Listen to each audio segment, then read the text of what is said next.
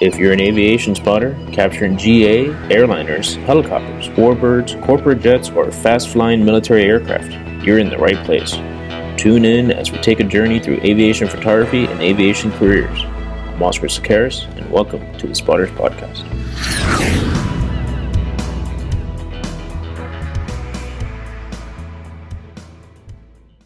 Tonight's guest is Nick Pascarella. He strives to share the story of aviation with the intention of honoring and memorializing the pioneers and warriors that sacrificed for us. Hey, Nick, welcome back. My man. Thank you, sir. I appreciate you. Yeah, man. All right, another episode of the Spotters Podcast. Thank you, dude. I appreciate you having me on. Thank you very much. Yeah, for sure. I'll try not to interrupt you whenever you're going to talk. I have that, I like to talk too, so. We'll get along just fine then. So, we've been doing Instagram for a bit, and I've known you, I guess I've been following you since about 2020. I have some show notes here. I got some questions for you.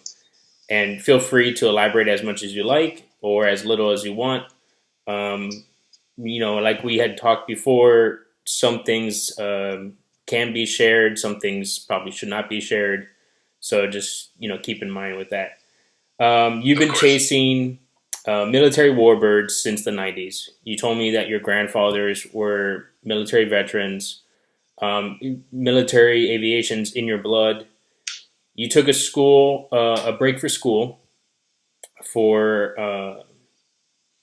school and music, sorry.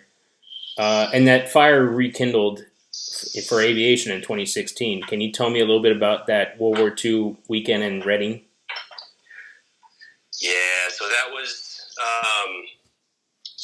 I kind of faded from the aviation thing in high school as I was, playing sports and music and doing a bunch of stuff with that. I went to school. I went to James Madison University.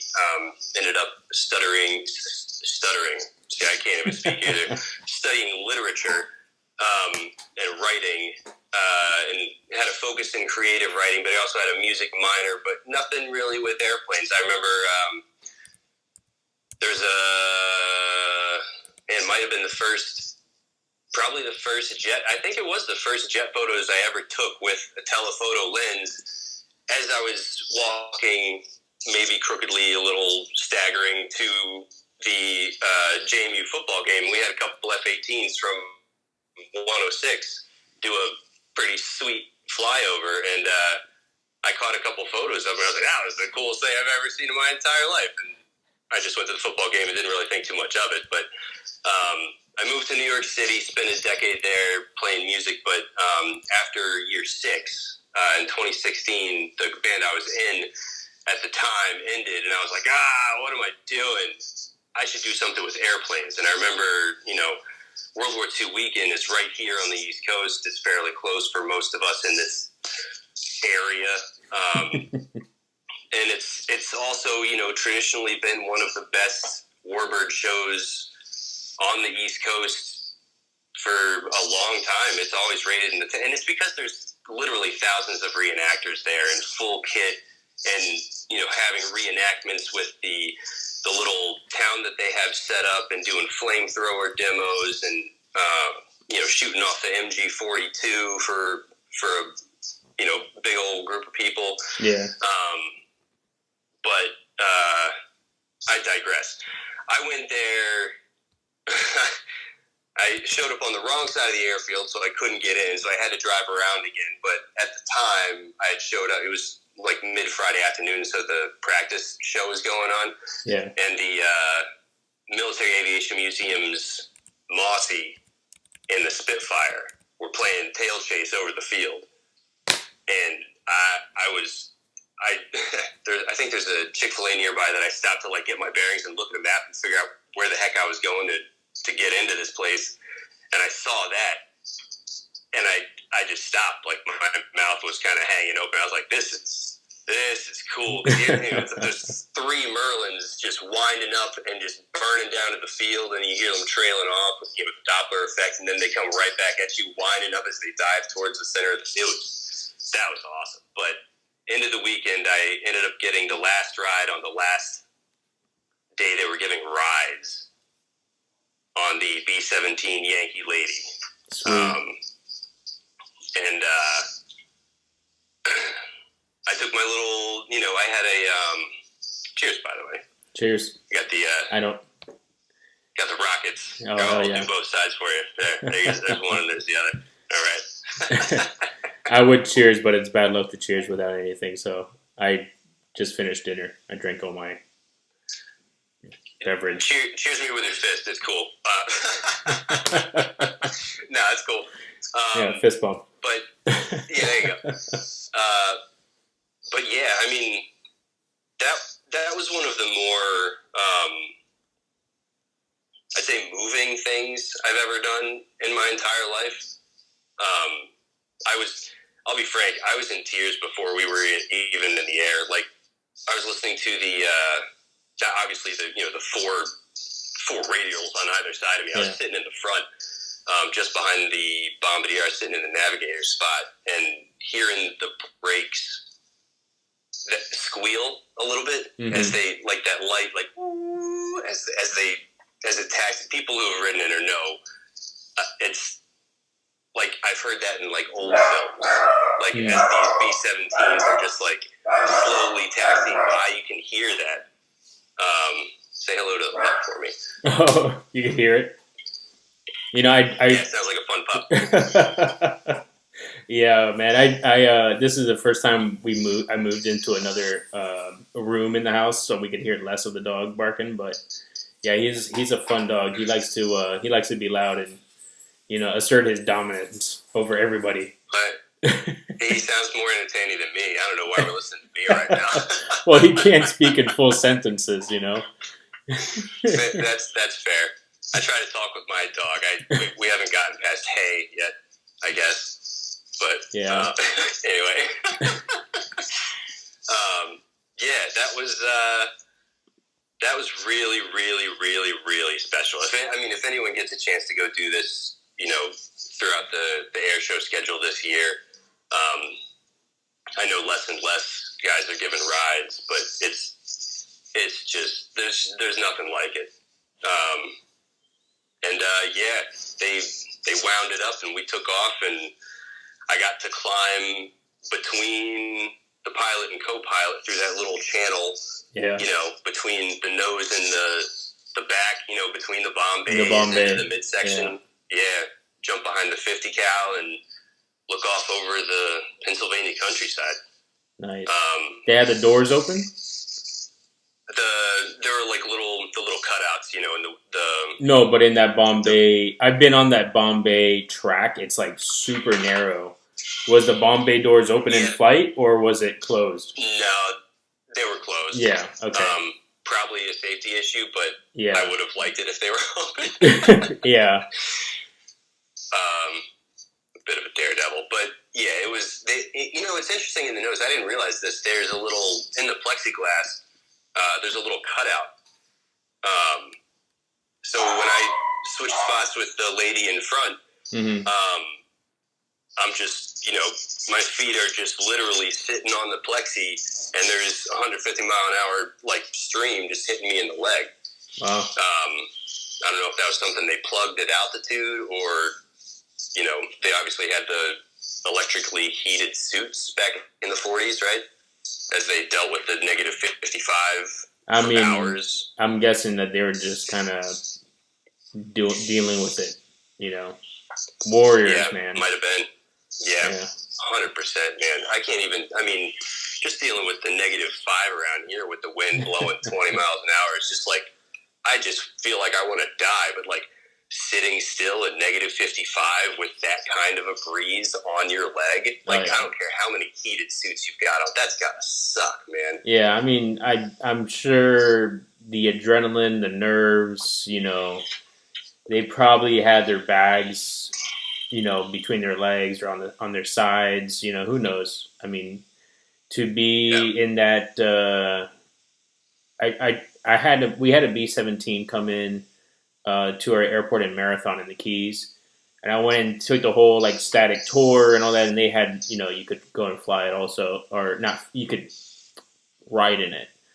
And I tried to put myself behind the 50 cal in the back, and I put my camera on the top, and I just fired my camera, like rapid shot fire, and I thought, yeah, 50, 50, 50, 50, 50, thinking, yeah. And I'm like, oh man, this is incredible just to sit here and have that, try to put yourself in those shoes. It's very difficult to do so, but just to get that feeling of like, oh my God, I can't imagine flying over like, Axis territory and hoping to come back, Right. It's yes. It's definitely it humbles you. That's a good way to put it. Rather than if you're having a bad day, these guys were really having a bad day when you had enemy fighters coming up behind you, So yeah, and then you're catching 88 mil flak for the 20 minutes you're in the target zone, and then you're catching the fighters on the way back out. Yeah, it's it definitely humbles you when you think about it like that. It was a heavy sinking kind of a feeling when I was trying to imagine, like I was behind one of the guns, trying to imagine how freaking difficult it would be to hit an ME-109, like banking in on a run. How? You got to lead them so much with the lead to like hope to, because the closing speeds are just ridiculous. Yeah, I'm trying to figure out, maybe that was more like hopefully the pilot in this ME-109 can be like, oh shit, he has a gun. Let me try to get away from him. It's like there's a whole bunch of them with guns. Air flight, chicken. Yeah. So yeah, yeah, it's crazy, man. That was an experience I'll never forget. So was that your first flight? That was my first. Like that was Warbird? my first Warbird flight. Yeah. When I was really young, young enough that I only have like flashes of memories. There at one of the local airports, there was a Focke-Wulf 190. My dad doesn't remember this occasion, but it stuck with me because he let me get up like in the cockpit, and like that was kind of all I remember was just like that big German cowling on the front. Really, really cool. But we didn't go flying or anything. It was just there. Yeah. But that was the first. That was the first Warbird flight, and it was, it changed my life. Yeah. Yeah, it definitely. When we were talking about it, it definitely has, and it's shown in the way you've captured aviation photographically and also verbiage. How you put these emotions. You're a true wordsmith. I appreciate that. Thank you. You put these words out there, and I read it. I'm like, man, I could really put myself in that scenario. It's really great to read something like that. That it comes from the heart. I like it. I appreciate that. Thank you. That's my goal, is to have that kind of come through, like to bring everyone with me on that experience and like do the best I can to help you also experience what I'm experiencing, without just being like, hey, it was awesome. Like, why was it awesome? Yeah. Let's talk about it. Like, let's get to the nitty gritty specifics, like that flight in the F-15. Like a lot of the sensory stuff before we took off was just, that was another life-changing event. Yeah. All of those things, the smell of the hot grease in the cockpit and like the sun kind of like beating down on my face and the mask like pressing tightly against my face and hearing the whoosh in and out of the, Yeah, that has to. All those little things. Yeah, it's hard to put. I mean, for me, it's hard to put all those feelings on paper. How do I describe all of this? I feel like I need to have thesaurus, or like okay, I'm gonna have to open up a dictionary. I gotta like look up this what kind of word can I use to emphasize these feelings, these emotions I have. That's a good way to go about it. Having a sweet word that like matches exactly what you want to put down, but at the same time, delivering something in your own words, even if it's less of a voluptuous vocabulary, if you will, like with very, and this is like, we were talking earlier about the connections with all this other stuff with music. Yeah. When I struggle with the music stuff, either writing or otherwise, I'll always bring myself back to fundamentals, and like that becomes, very simple words and phrases that end up becoming something much more powerful than you would think they would in the first place. My wife always makes fun of me when I say fundamental, because I reference the Angels in the Outfield movie where it's like, fundamentals in the middle of the season? We're going back to fundamentals. Anyway, it's a tangent. I told you, tangents. I know. We're talking about words. I used apogee for about a week when I started, and I was like, oh, it's just the apogee of the earth, the earth and the sun. I would talk like randomness to my wife, and she's like, okay, you said apogee like 45 times tonight. It's time for you to stop. That was the name of one of the mics I used to use back in the day. It was a small little like credit card sized directional microphone. It could be used as a condenser, or it had like multiple inputs. Had a quarter inch and had an XLR. Okay. And it was called the Apogee, and it was very useful for what I was doing at the time. So there you go, Apogee, useful again. Useful again. Tell your wife. Tell your wife I said it was useful. All right, I will do. So you're the editor of Full Disc Aviation, and you've written about traveling into the desert, hiking up frostbitten mountains to hunt jets in the wild. What's your trip prep you like, and more importantly, what's your go-to snack? Oh, good question. It's a lot of weather watching, and that then informs the preparation. So having more socks than you think you would need is often a good idea. Mm-hmm. But I also tend to over prepare as well anyway for stuff. But my wife calls me Spartan, but and I guess I am in a lot of ways. But I like to dress in many layers. I like to have a good pair of boots on my feet, and just a number of like tools, like a Leatherman and a knife, independent of one another. But like a little ball of paracord, stuff like that, just in case. The essentials, yeah. Yeah. Kind of like I have the same essentials if I go camping or if I go hunting or something. I have the same essentials, Have very much the same thing. Protect your feet at all costs. Yeah, absolutely. And where we do a lot of this stuff is not air show with toilets and burgers for $25 that are burnt to a crisp, and they don't give you cheese without an extra $1 kind of a thing. I really like a good trail mix for the snacks. I also carry way more food than I probably need, but a whole bunch of granola bars, and that's like the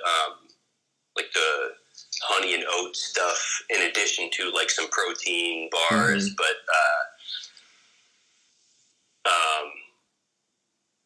and gotta have some fruit, banana or apple or both, preferably. Mm-hmm. Some sugar, some sugary, some sugar, some salty, some protein in there, a little mix. You get bored, you get another thing. Although I'm not too much on the sugar stuff, although a little's nice to kind of keep me going. I'm not like Sacktown or Camden Thrasher. I know they really dig on the sweets, but I do that also. I mean, I'm not like Camden that has a quesadilla in his pocket or something. I'm like, we just went to the range at Moody on Saturday. Cool. And nice. I had to do a half day. I was up there with a friend of mine. We did a half day, and I was fine with that. It is what it is. It's okay. I took like sandwiches because I'm a sandwich guy, and I think what was it? My dad had packed like oranges or something. I'm like, okay. I had like 3 oranges and 2 bagel sandwiches. I'm like, okay, this is gonna. If I was hiking, it'd be a bad thing. Because that's pretty heavy to have in my gut, But sure. For me, it's like Slim Jims and like a bag of peanut butter M&Ms. That's can't go wrong with that. That's a good combo. And also, I neglected to mention if there's a possibility. Like usually, I'm thinking when I'm doing these drives, it's a long drive. So at some point, I'm stopping for real food, but. If I'm within like 5 hours, I'm bringing sandwiches. I'm with you. I'm bringing some sandwiches. That's what's up. Yeah. Nice little cooler bag going. Maybe a banana and an apple and like those peanut butter filled pretzels. Oh, the combos. Bites. Yeah, kind of like those. Yeah. Similar. They sell the big tall ones at like the bulk stores. That's what's up. Yeah, I've been a little bit of sweet, a little salt. I've gone real food like Wendy's. Sure, I'll consider that real food. I think that counts. I mean, I had 3 Whopper Juniors on the way back, so. He's referencing the Wendy's in Beaufort, South Carolina, which should never be attended by anyone ever for any reason whatsoever. I'll leave that there. Wow, that's pretty bad. It was bad. Yeah. We've got the photos to prove it. He knows. What's been your most memorable hike? Most memorable hike.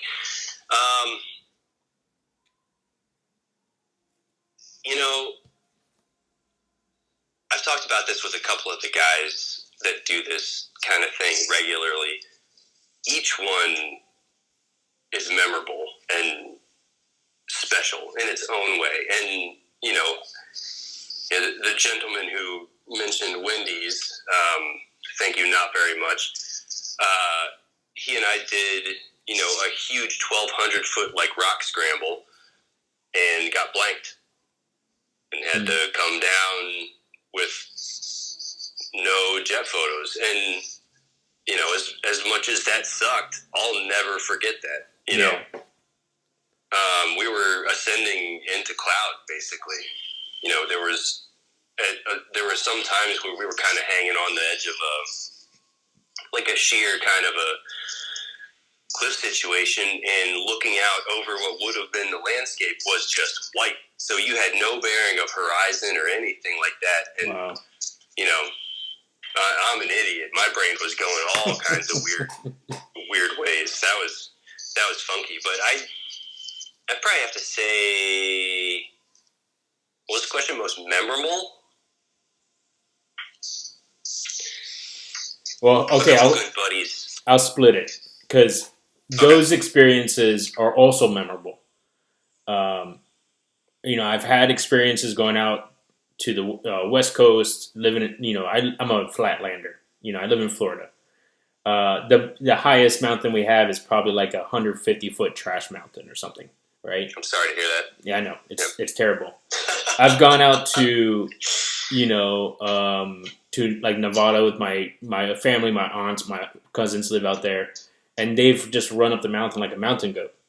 So if there's a horizon or not having a horizon, if they're climbing through clouds, that's an experience in itself. So most memorable hike where you caught something, you caught a jet, and one that you didn't. Because they're I'd say that was one of the wildest hikes I've been in where I didn't catch anything. We caught stuff overhead, but nothing came low for us. We got landlocked. I'd say there were two, I think, that are competing for most memorable, and it was both with the same pilot. He ended up flying, two good buddies of mine ended up flying my grandfather's flag on that F-15, and I was able to, that was the day before my 35th birthday. It was the day before one of my birthdays. I don't know how old I am anymore. I forget too. Weird. Yeah. Also, weird aside, it is my grandmother's birthday, and she would have been 99 today. Happy birthday, Grandma. But yeah, my buddy was flying the F-15. He flew my grandfather's flag. My grandmother, Yaya, was married to the general, the 4-star. And I got to climb the mountain with all my buddies and shoot my grandfather's flag in full burner in the mountains to which he retired to. Awesome. Cutting across the layers of the Blue Ridge. It was special. It was really special. And then a few months later, I was able to catch that same pilot's final flight in the snow. And I did that piece, the Rocket Child piece, on him. Very cool. That was very special as well, and it was also very, very cold. Yeah, man, that's it's almost like full circle when you get something like that. A lot of things felt very full circle. Yeah. Yeah. What's your camera gear for shots in the wild? I am running a Canon 90D with the 100-400 Mark II. That's it. I am basic, bare bones, just keep my whole kit like this big. I can throw it in my bag and shove it under an airplane seat and, also put my clothes in there, I've wanted to upgrade. All my buddies are going mirrorless. Mirrorless is just a thing now, I guess. Yeah. And the clarity is unbelievable. Like the sharpness when it hits is just astounding. But I can kind of do what I want to do with what I have right now, and should be keeping up with my Instagram stories. My house is kind of consuming the little bit of extra cheese I got lying around, both literally and figuratively. The mice thing. Yeah. Yeah, I mean I didn't intend to make that joke. I'm in the same boat. I have a Nikon D500 I've had for years. And yeah, a lot of people are going. Camera. It's a great camera. It is. Am I going to use the high ISO that it's capable of? No. I've tried. I'm not going to use 128,000 ISO. That's ridiculous. And at the time when I bought it, I was like, oh, I'm really going to use this. No, I haven't gone anything higher than 20,000 at most, So I have the 100-400 on that also. I love that lens. But yeah, when I see everyone shooting like on a Z9 or a Z7 or something, I'm like, okay, yeah, I get it. Thanks. I'm going to stick with, and I've always said, use what you have and spend your money on your lenses, because that glass, getting a bigger telephoto or getting a wide angle, depending on whatever you shoot, that glass is really going to also affect the quality of your shots. You could always kind of put your camera on a monopod or a tripod, if you want to reduce the camera shake with that shutter. But your lens is really what's going to get, it's going to help you get that clarity. And it's tough because you get baked into a certain, like me with Canon, I've got a bunch of Canon lenses. So if I were to switch to something, that whole thing becomes worthless if I'm switching, so I'd have to either sell that off or what, so it's like going through that whole thing. Like right now, I like you mentioned, I've got the wide angle. I can make all this stuff work Yeah. The way I kind of want it to work. And, I'm not like doing like work with my cameras, right? It's only for fun, stuff that I enjoy shooting, not, most often not stuff I'm getting paid to do a job shooting, which to me is just a lot less enjoyable fun unless it's something really cool and you have like full creative control. But maybe that's just me and I'm selfish. Sorry. I've done photography as a job. I did action sports for 15 years. So going out, I did surf photography. I started with that. It's on. Sick. I have a bunch of podcasts that I've talked about. Actually trying to make money with it. Last episode we talked about networking, getting in, planting that seed, getting that, watering that seed, so you can basically get these opportunities to go places and photograph. Sometimes you have to do things, for free until you get the people. You do things for free so you get some access. You build up your portfolio, and then people start seeing your work and then want to call you out. And that's where you know your worth. You know what to charge. I was doing when I had started surf photography. I remember doing this event, and I was just doing it for a friend, and he's like, "Here's $1. This $1 is your opening to making money." And I'm like, "Thanks. I've been here for 7 hours. I get paid $1. I'm so happy about that,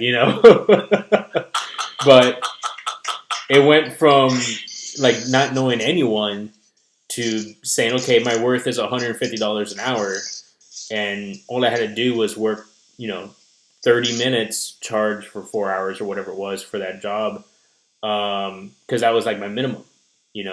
I have a 4 hour work, and it's not just me out there shooting. It's me, taking the photos, and then it's me going back into the office and editing, and it takes me that much longer to do the editing.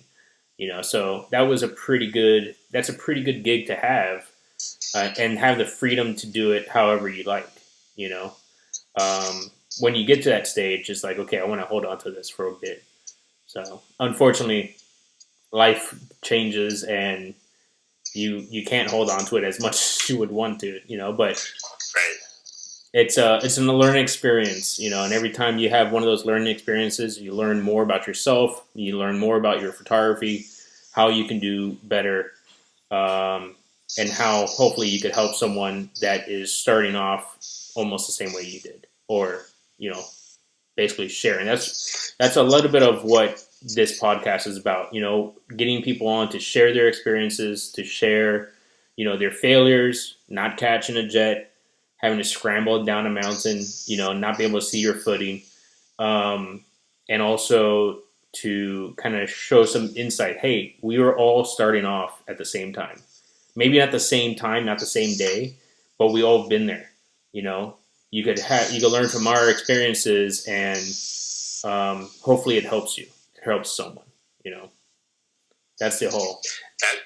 Yeah, absolutely. And that's, the full disc guys, that's, a lot of us, especially in the Northeast, kind of came together in that way where we're passing each other at air shows, being like, are you, you're that guy, right? And now some of these guys are the closest buddies I've got. And that was only because we took the chance, went to an air show, and started talking to people. Like, hey, you that guy, I really like your work. Like, I love what you do. Like, I'd love to shoot with you sometime and, pick your brain. Like, that's how to make connections and form a community and exchange ideas, and, a rising tide lifts all boats. For sure. We just got a question here from that Canadian chick. She says, what editing software do you find most used or user-friendly? I personally use Lightroom for editing. Editing software? Yeah. I start in Lightroom, and that's where everything kind of lives. I'll usually take whatever I'm working on in Lightroom and bring it into Photoshop for a second and kind of mess around with it and see if I can get like a look at it from a couple different angles and see if anything tickles my fancy, and then I bring it back to Lightroom, and if I need from there, maybe I'll run it through Topaz if I need just a little bit of like that crispness and it's not quite there. Mm-hmm.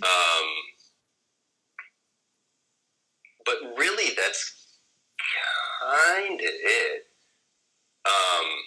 I do use, for a lot of the black and white stuff, I do Silver Effects Pro. It was this old Nick software, I think it was called NIK. NIK, yeah. So their Silver Effects Pro is awesome.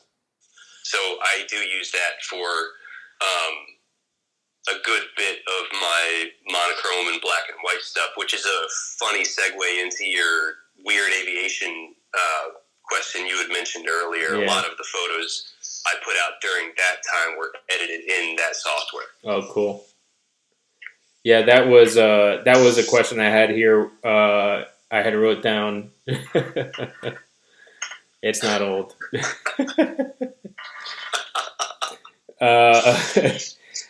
Yeah, get Sorry. weird. The hashtag dad jokes are allowed. Come on now. Yeah, dad jokes abound. Let's go, baby. Get weird hashtag. So the hashtag was get weird _ avgeek. And that was from 2020. And I was doing, I still do kind of crazy artsy fartsy, double exposures, multiple exposures, mirrored images. I made like some 5-dimensional, Christmas ornament with a multiple angled, F5s, mind blown. Yeah.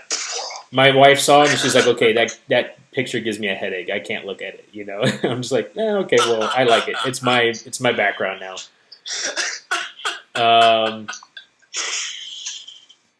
Yeah, so it went from everything. If you look at that hashtag, it's cartoon composites, Photoshop art.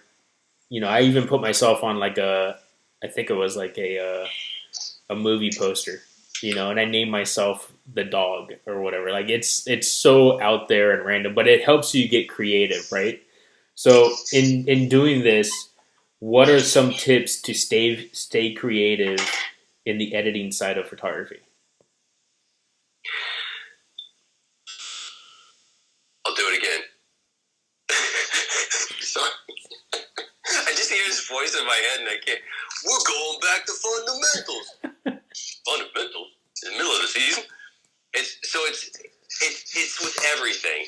Like, I'm playing music, I'm feeling stale in my photography, nothing's coming out right. I can't get any of what's in here down on paper or on my guitar or like through my lens in a way that makes me be like, yeah, that makes me feel, I've delivered what I was feeling.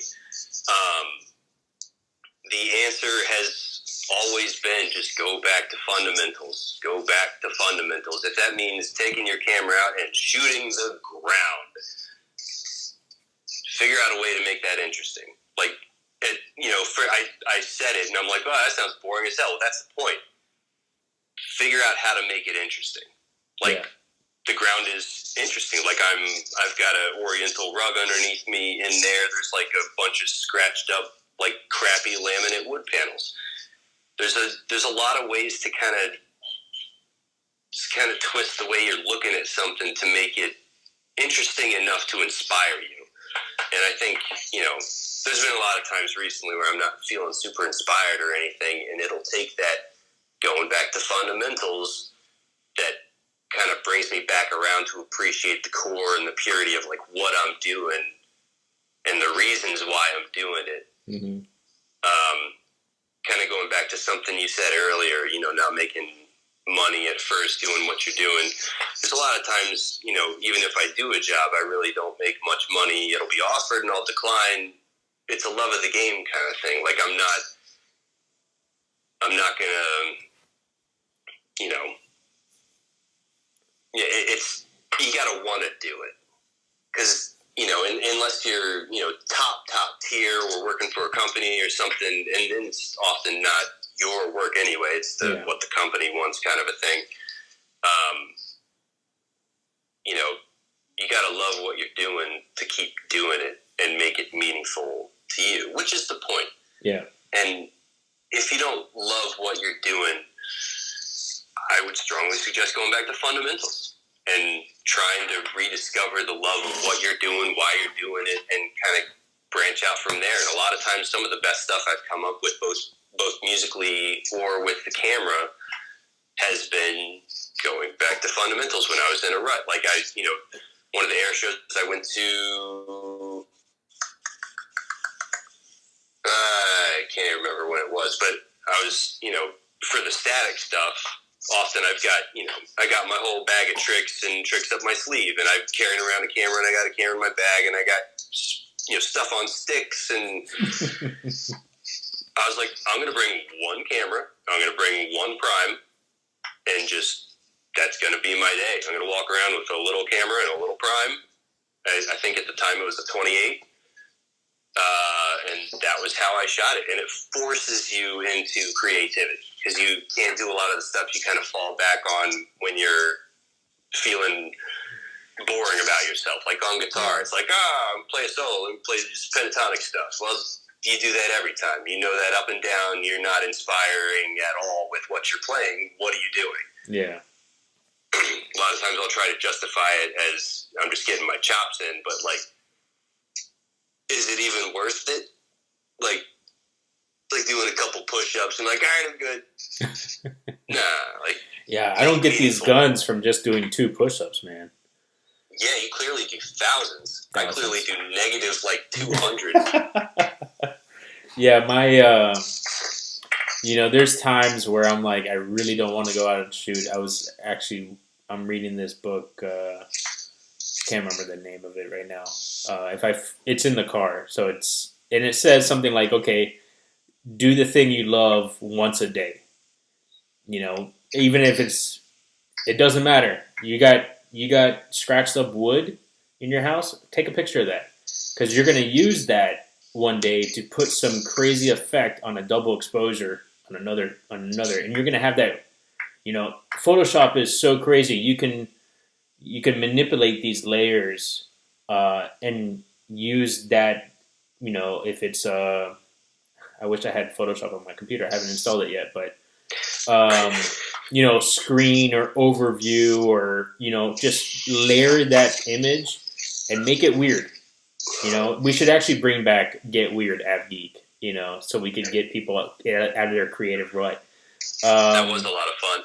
It was fun to see that. I was like, man, I want to make a cartoon out of my jets. Like, how do I do that? I still haven't figured that out. It's been 5 years. I'm still trying to make my, cartoon jets. So, I went to a open track day, and I had one. I only have, I mainly shoot with my telephoto lens, and I did not go above 1/100th of a second for my shutter, and I made sure everything was at 1/100th or lower to get like high motion, of these motorcycles going down the track. And I'm like, okay, this is going to be my creative. If it fails, I've learned not to shoot at 1/50th. Maybe I'll shoot at 1/80th. Or you just got to do it again. And I just got to do it again. I didn't fail. I mean, sure, I caught 25% of 1,000 photos, but those 25%, it's almost probably more than that. It's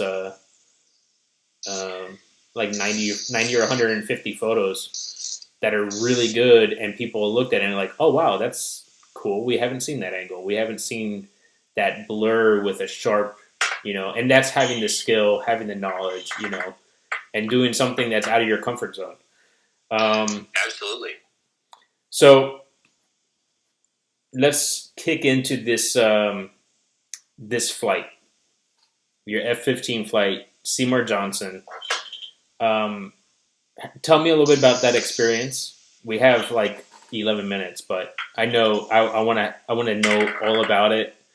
All those like nervous feelings and getting in there and having that mask. I read the story again this morning, so I was like, having that mask tied to your face, and like, oh my god, I could hear my breathing, and then taking it off, taking a deep breath, and then putting that mask back on. You've had these experiences. How does those experiences affect your photography now? I think just first and foremost, it just gives me a deeper appreciation for what we're all doing. Seeing my buddies rip around in an F-15, now I kind of know what that feels like, and I know what they're going through, and I know what they're seeing, and I was obviously just a potato in the backseat with the camera, but, they're actually doing things. Yeah. And all of those screens and buttons and knobs that I had right in front of me, they make use of in warfare. And that was another thing when we're upside down over the Atlantic, and I pull myself away from my camera and look at the clouds and realize they're upside down. I was like, wait, we're upside down. I was thinking to myself, like, in that position, how in the world would I be able to keep track of what's going on the screen and keep track of multiple bogeys maneuvering on me? No. I'm a potato. I would fail miserably. It'd be horrible. But it just gives you that appreciation for what they're going through and how much they have to process and how fast those decisions have to be in that sky cathedral. Because, at some point you're pointed down in full burner, things happen real quick and altitude just disappears. So if you're not paying attention when you look out from this bubble and everything is just a smear of blue-white, you can't tell what the horizon is sometimes unless you know what you're looking for, and you're up high enough that where the horizon, kind of separates the sea and the air, it really doesn't seem like it's just a blurry kind of whoosh of blue-white. And when you're maneuvering over that and there's no clouds to guide you where you are or stuff on the surface to help you, it is very disorienting very quickly. So just that alone that was heavy, sobering, inspiring, powerful. But to be honest with you, I really didn't have the nerves thing because I didn't think it was going to happen. Like, I went through, I went to the flight dock, we talked about how to survive an ejection, how to not die in a water landing, a number of things, how to not break both my legs when I land if I'm coming down in a chute, how not to break my arms on the way out, stuff like that. And then I'm still just like, it's not happening. It's not happening. Like, I'll go through the moves because this is all cool to see the whole behind the scenes process, speak to everyone that's not on the flight line who play an integral part in this whole, beating heart machine that we got going on down at Seymour Johnson. But I didn't think it was going to happen. And, we went through briefing and, I'm walking out in the G suit holding two helmet bags, one with the helmet, one with the camera, and a couple Gatorades and a whole bunch of air sickness bags, and I'm still like, it's not going to happen. It's not going to happen. Something's going to break. The jet's going to break. Something's going to, just old jets. They're as old as I am. And I got in there, got strapped in, started listening to the 3 streams of radio chatter in my helmet and everything, and it only got real when I heard the engines winding up, and I was like, oh,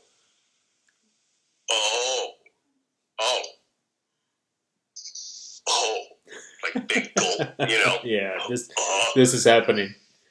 This is real. This is actually gonna.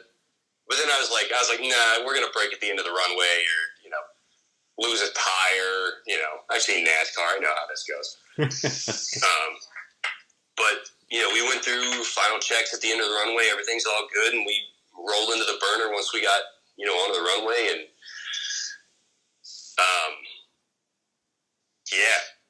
I mean, my pilot, I can say names, right? Everyone's read the story. Rifle. Rifle pulled the stick back, and we didn't like fly off the ground. We just kind of like rolled back in the seats, and like I remember feeling that because we're still being like accelerated down the runway, just standing on the burner, 45,000 pounds, just sitting on the runway behind us, and then we kind of went up and away and poofed a couple times with vapor on the way up and vapor leading all the way back to the runway. And wow, I was trying to like turn behind me, but the straps were really, it's really constrictive to try to like get your head. And that was another thing. Like if I were trying to keep track of an airplane behind me, I'd have to do that under G. And I'm just, an idiot under 1G with a stupid little camera trying to like get my bearings and shoot behind us. But that was that puff shot with the wings looking back at the runway. But yeah, we circled the base, cruised north, and met up with a single, and kind of did like a modified battle damage assessment, kind of float around them in open space. And that was another, I was looking, out the side of the canopy, and then all of a sudden there was an F-15 beside us, just appeared from because I wasn't really like looking for a jet or anything, and bam, it was right there. So again, like that recognition, paying attention as, the pilot in the flight kind of a thing. But that was really cool. We went over the ocean, went supersonic. That was cool. There was no particular phenomenon to report other than it was just a stable aircraft kind of pointed down over the puffy clouds over the Atlantic, and we were just hauling ass. And I was hoping to see like a shock wave or something coming off the wing or something, but nothing. We were just going real fast. And then the turn coming out of that was pretty spicy, and that was fun.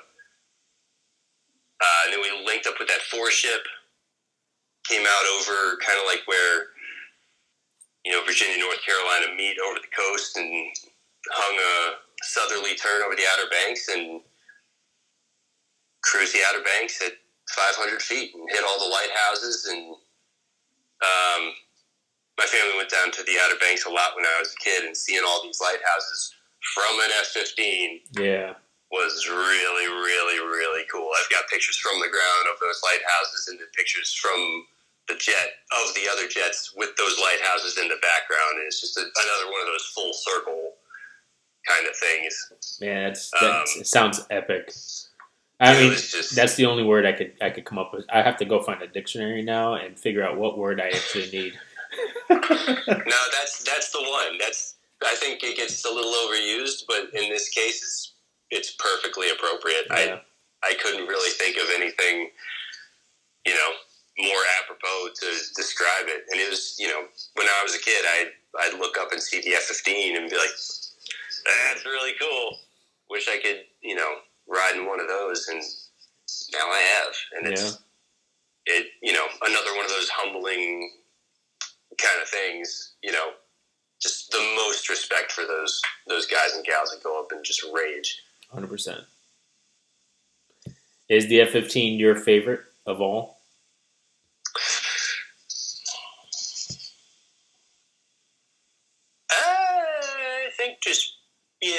I think probably just due to the circumstances, I'd probably have to. It was my favorite as a kid as well, the F-15E, because it just looked so much like angrier than the C. Yeah. But the Warbirds were always my, like it was like special the Spitfire and the Mustang and the Corsair and the P-38. But yeah, the jets, the 15's got a real special place in my heart. Yeah, it's sad to see these 15s go and be replaced with an F-35. I mean, I could go on for another 30 minutes about how we don't need 500 F-35s, and we need more of the EX coming. Well, the EX is being shipped overseas for the most part. Yeah, sure. So maybe we'll get a demo. That'd be nice. We should be, I think I saw somewhere where they wanted to, and it was probably a meme or something, send the A-10s to the Marine Corps so they can, use, they changed, I think it was, at one time, they moved all the tank battalions from the Marines to the Army, or it was reversed. I can't remember. So do the same thing with the A10. Have them fly A10s to cover their asses rather than F-35s or F-18s. I would like the whole gamut of aircraft. Personally. Dude, anything to keep the A10 around, and I'd 100%. be for it. Yeah. Yeah. So and off topic because it's in my head. Someone had posted a picture of an exercise in Michigan with an A10 landing on the highway, and I know that's true because I saw those pictures. But if they made an A10 with a biofuel variant, where it could land on the highway, pull up next to a McDonald's, and just fill up with fryer grease, that's what we need right there. That's how we'll keep it in service. I mean, that's a thought. Yeah. I also, there's real quick side tangent from that. I think it was 1982. I think it was 82. The Arctic Hog or something. Well, I'm sure someone in the comments will correct me. That scheme on the Hog, like the Arctic scheme, yeah. Like it was this mottled white. Oh baby, baby, painted jets, man. That's what's up. Airplane Spotter says to give the Coast Guards A10s. Yeah, let's do it. Do interdictions from an A10. Interdiction, yeah. You get the 50 cal out of here. Get the 30 mil out of here. All right, real quick before we run out of time, you're not only shooting aviation. I wanted to touch base on this because I know you have a whole page just for Scooby Bloobs. It's your 2013 Subaru BRZ. Is that your tuner or your daily? It's often my daily, but it has kind of become my tuner a bit. She's got a wheel bearing that's starting to scream, but otherwise, she makes me laugh every day. She makes me smile. Yeah. Have you taken it to the? My wife is going to hear this, be like, huh? I love you too, baby. No, but seriously, that car, it's. I mean, there's so many people out there that can't drive a manual. They don't understand the pure joy of just slamming a gear home or like downshifting before an apex, and I've got headers and an exhaust on that thing, so I can hear it and I can feel it, and it's visceral, and it's she's sexy. All right, sorry, continue. I knew you had another question. Yeah, I had a 2000. He shoots Canon there, Airplane Spotter. He answered that earlier. It's a Canon 90D with a 100 400 millimeter. I had a 2007 Scion TC, carbon black, manual. I drove that for about, I think I had it for 12 years before the crank bearing got jacked up on it. And I had Bummer. At the time, it was like, okay, I could sell it to CarMax for $1,200. I could fix it for $1,400, or I could buy a new used with 100,000 miles on it for $900. I'm like, yeah, I'm just gonna go ahead and sell it. Get something else that's economical. But I love that Scion, man. JDM. I wish I could stick with Toyota. Unfortunately. It's harder and harder to find cool Toyota cars because everyone's buying them and everyone's kind of tuning them up, and the value stays with them. Yeah, it really does. I drive a Hyundai, so I went with a SUV. So I love that thing. I didn't think I ever would because my wife has an older one, and then I test drove one. I'm like, oh, this is actually pretty nice with a newer model. So I stuck with that. But I actually was funny. I was shopping around for a K truck, like a little Suzuki mini truck, because I was like, awesome. I'm 6'3". I don't think I could fit in the K truck, but I really want one. I don't know why. I really want to get one of these little trucks. I mean, it's because they're awesome. Yeah, 100%. Yeah. All right, Nick. Where can people find your photos at? I'm at Nick's Glass Eye. I'm at nicksglasseye.com, Nick's Glass Eye on Instagram, Nick's Glass Eye on X, although I don't post anything over there. Nick/I, Facebook. I think that's pretty much it. I think there's accessibility of my store where you can buy random trinkets with my photos on them on nick/I.com. That link still should function. But yeah, most active on Instagram. Okay. And you're still writing for Full Disc Aviation? Still writing, still contributing, still editing. And, we're still, contributors come with stories we're happy to entertain. Because we've all kind of gotten busy over the years. But still love to, write and shoot when we can. But, yeah. You taking any new? I think there was a question in the chat in the channel there. Is there any openings at Full Disc Aviation? Right now, we're not expanding too much. Already kind of got a good number of cooks in the kitchen as it is. But as people who have followed Full Disc know, we have contributors from all over the world that write pieces and deliver galleries from air shows or working up with. Exercises and stuff like that. So we're always happy to entertain that. Awesome. And then we didn't touch base on it, but you were like a TAC Media. Is the other one? TAC Work Media. Something James Woodard and I have been working on and playing with, and that's another thing where Chris Booth has written some incredible pieces for us and done some stuff. Happy to accept collaborations over there, but that's another part of our lives that has been put on the back burner just a little bit, just because we're so busy with all the other stuff right now. But it still exists, and we're still in love with race cars and shooting them, and documenting that and talking to the guys that drive them and work on them. Just in very much the same way we appreciate and do the aviation thing. Just on the car side of things. And it's funny, some of the aviation stuff, some of those connections have also led us to the car racing world, because it's not too far removed driving a race car and a fighter jet. It's just one dimension, Definitely. Well, it was a pleasure talking to you. I think we went over a little bit over an hour, but we try to jam pack as much as we can into it. Thank you for coming on. And thank you for having me. I appreciate it. Yeah, it was a real pleasure to get your feedback from some of all these questions. I really wanted to ask these for years, and I'm like, okay, how does he recover from this? Like, how do you go? What's the next thing? That's. I appreciate it, man. And then sometimes the next thing finds me.